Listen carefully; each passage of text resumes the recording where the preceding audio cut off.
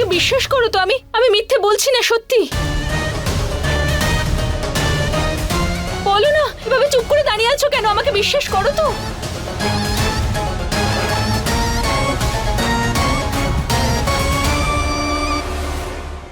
বিশ্বাস করো না তো? তাহলে ঠিক আছে, আমি মরেই যাচ্ছি। কারণ এভাবে বেঁচে থাকার তো কোনো লাভই নেই যখন নিজের ভালোবাসা তোমায় বিশ্বাসই করে না।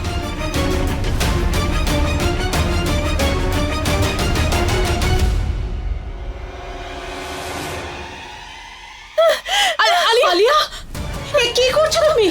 আলিয়া, ছাড়ো এটাকে। আরে ঈশান, দেখো রক্ত বেরোচ্ছে।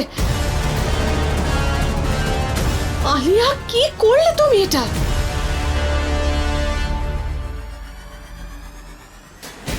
এই সব কিছু তো আমি নিজেকে সত্যি প্রমাণ করার জন্য করেছি, না হলে আয়ুষ্মান কখনো আমার কথায় বিশ্বাস করতো না।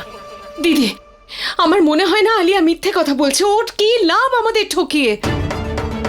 আর গয়নার কথাই যদি ওঠে, তাহলে বলবো ও এর আগেও আমাদের এই বাড়িতে অনেক নাটক করেছে। আর আজ ও সব সীমা পার করে ফেলেছে, যাতে আমরা আমাদের হবু বৌমাকে সন্দেহ করতে শুরু করেছি।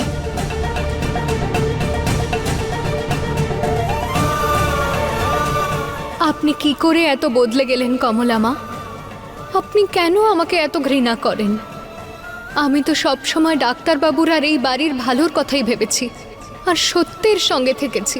তাও আপনার মনে আমার প্রতি এত ক্ষোভ কেন?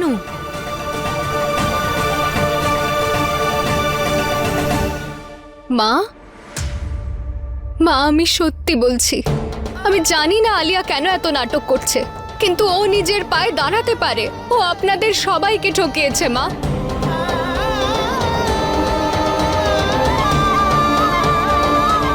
ঠকানোর কথা তো তুই একদম বলবি না। তুই আমাদের যেভাবে ঠকিয়েছিস তা আমি কোনোদিনও ভুলতে পারবো না।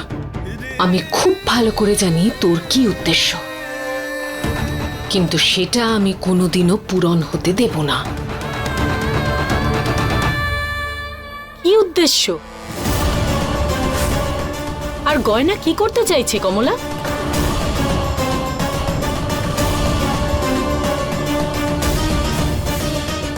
বলো। একজন কাজের লোকের এই বাড়িতে আর কি উদ্দেশ্য থাকতে পারে? এই বাড়িতে ওকে জায়গা দেওয়া হয়েছে আর ও তো মহারানী হওয়ার চেষ্টা করছে।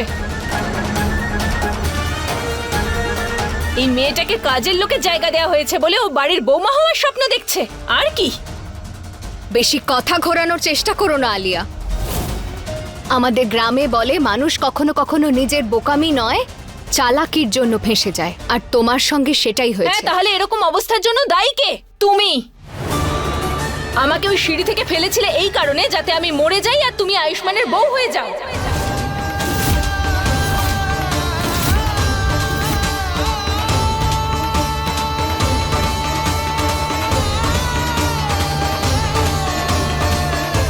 কখনো হবে না এমনটা, কারণ আমি এমনটা হতে দেব না যতদিন আমি বেঁচে আছি।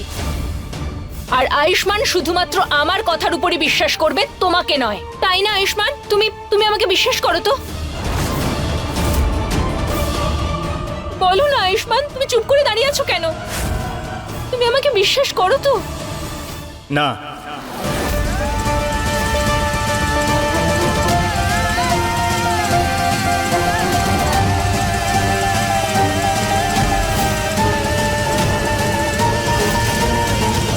আমি জানি না আলিয়া। এই মুহূর্তে কোনো রকম উত্তর দেওয়া আমার পক্ষে সম্ভব নয়, কারণ আমি জানি না কে ঠিক বলছে আর কে ভুল। ভাবার জন্য আমার একটু সময়ের প্রয়োজন, কারণ অনেক সময় দোষ কারোরই থাকে না, কিন্তু একটা ভুল বোঝাবুঝি সব সম্পর্ক শেষ করে দেয়।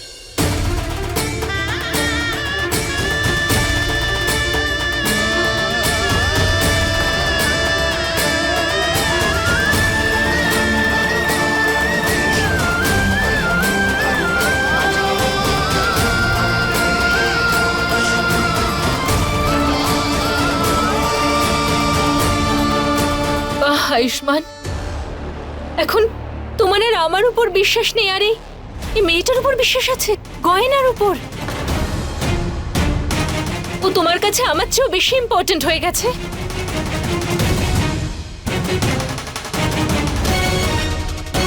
ব্যাস, এবারে তোমরা সবাই বলবে না, শুনবে।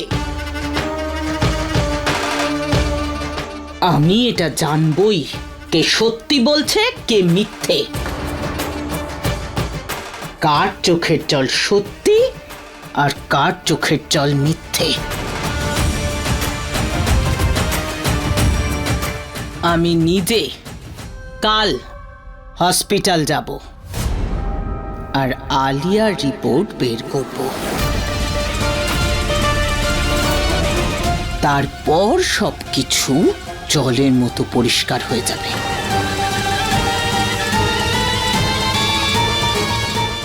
আলিয়া,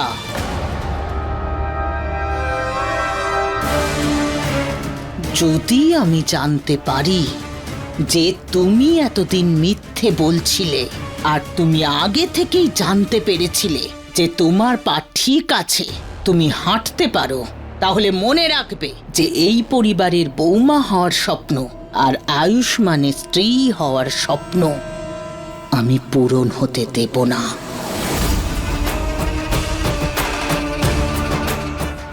আমি জানকী দেবী তোমার আর আয়ুষ্মানের বিয়ে হতে দেব না, বুঝেছ?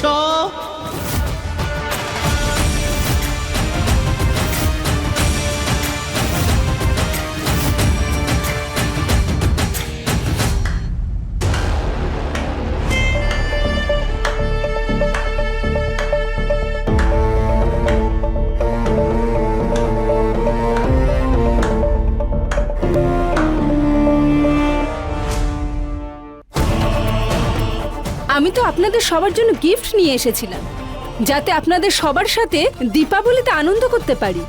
কিন্তু উপহার তো আপনারা দিলেন আমাকে আর আমার মেয়েকে। আর আপনাদের যদি আমার মেয়ের কথার থেকে মেডিকেল রিপোর্টের উপর বেশি ভরসা থাকে, তাহলে আমারও এখানে নিজের অপমান করানোর কোনো ইচ্ছে নেই।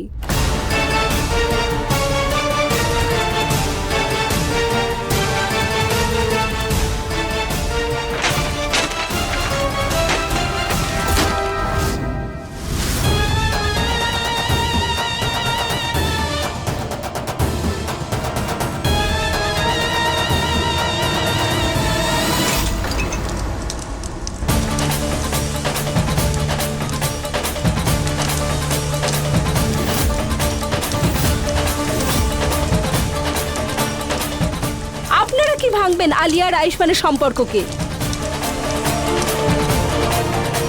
আজকে আমি এই অগ্নিকে সাক্ষী রেখে শপথ নিচ্ছি যে আমরা এই পরিবারের সাথে কোনো সম্পর্ক রাখতে চাই না।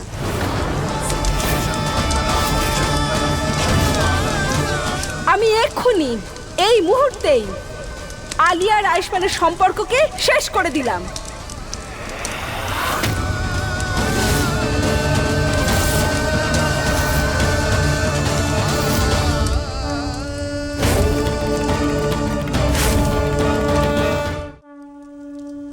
উর্বশী দিদি, দিদি ক্ষমা করে দিন আমাদের। এভাবে সম্বন্ধ ভেঙে চলে যাবেন না, আমরা ভীষণ ভালোবাসি আলিয়াকে। ভালোবাসা দেখতেই পাচ্ছি আপনাদের ভালোবাসা। একদিকে এই আয়ুষ্মান যে এখনো আলিয়ার কোনো কথা বিশ্বাসই করে না, যার এখনো সময় চাই ভাবার জন্যে।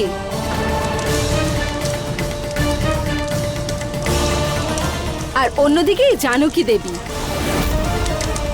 যিনি মেডিকেল রিপোর্ট আগে দেখবেন, তারপরে উনি ভাববেন আলিয়াকে বিশ্বাস করবেন কি করবেন না।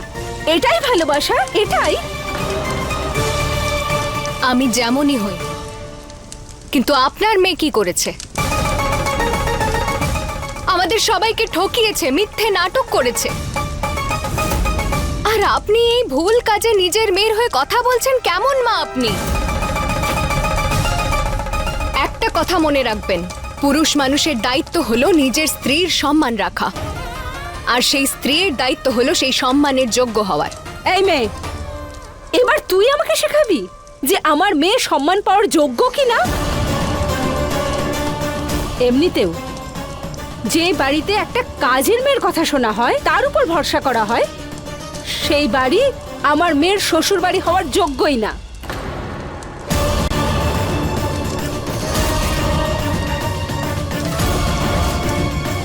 চল আলিয়া, চল। মা, উর্বশী দিদি দাঁড়ান, শুনুন আমার কথা। দিদি,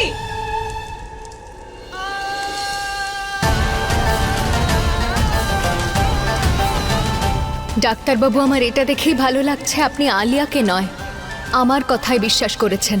আর আমি জানি আপনি সত্যের পাশে নিশ্চয়ই থাকবেন।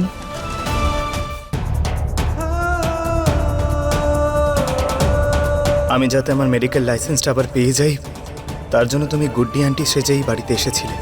সম্পূর্ণ চেষ্টা করেছো সত্যিটাকে সবার সামনে আনতে। তুমি এত চিন্তা করো আমাকে নিয়ে।